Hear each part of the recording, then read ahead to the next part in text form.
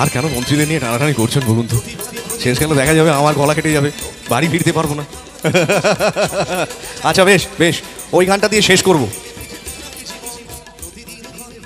এই রে, এখনই চালাচ্ছিস কেন?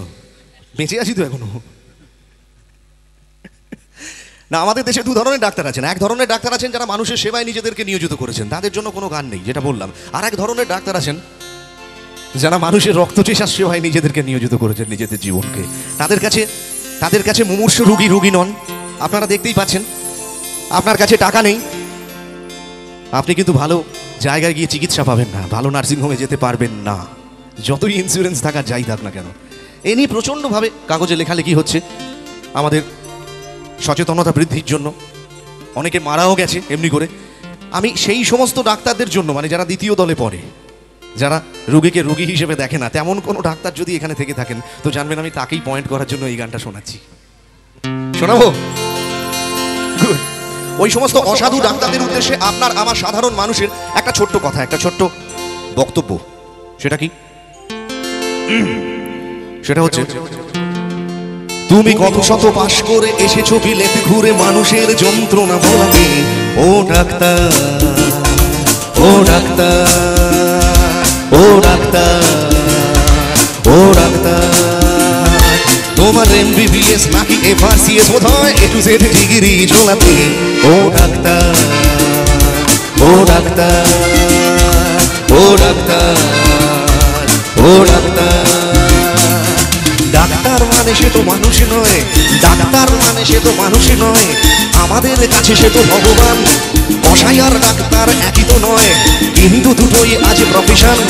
কসাই জবাই করে প্রকাশ্য দিবালোকে, তোমার আছে ক্লিনিক আর চেম্বার। ও ডাক্তার, ও ডাক্তার, ও ডাক্তার, ও ডাক্তার, তাই তো?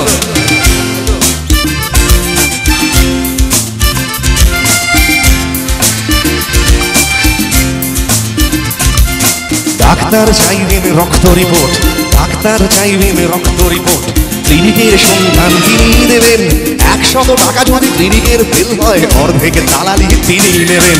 রোগীরা তো রোগী নয় খদ্দের এখন, রোগীরা রোগী নয় খদ্দের এখন, খদ্দের পাঠালেই কমিশন। ক্লিনিকার ডাক্তার কি ডুবি পড়াচ্ছে, বুঝছে না গর্ধব জনগণ। কসাই জমাই করে প্রকাশ্য দিবালোকে, ওদের আছে ক্লিনিকার চেম্বার। ও ডাক্তার, ও ডাক্তার, ও ডাক্তার, ও ডাক্তার।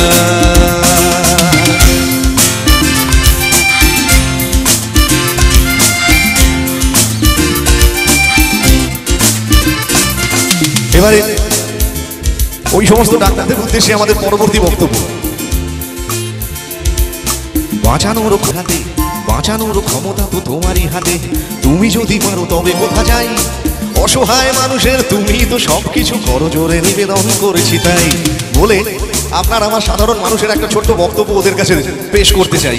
তার কারণ হচ্ছে, আমরা যতই ওদেরকে অভিসম্পাদ করি না কেন, আমরা যখন রোগগ্রস্ত হয়ে পড়ি তখন কিন্তু আমরা বাছবিচার না করে পার্শ্ববর্তী ওই ডাক্তারের কাছেই যাব। তাই আপনার আমার সাধারণ মানুষের তরফ থেকে একটা ছোট্ট নিবেদন, একটা ছোট্ট প্রার্থনা ওদের কাছে। বাঁচানোর ক্ষমতা তো তোমারই হাতে, তুমি যদি মারো তবে কোথা যাই।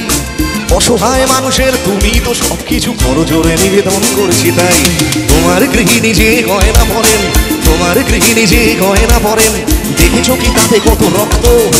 তোমার ছেলের চোখে দেখেছো কি কত ক্রীড়া জমে অব্যক্ত?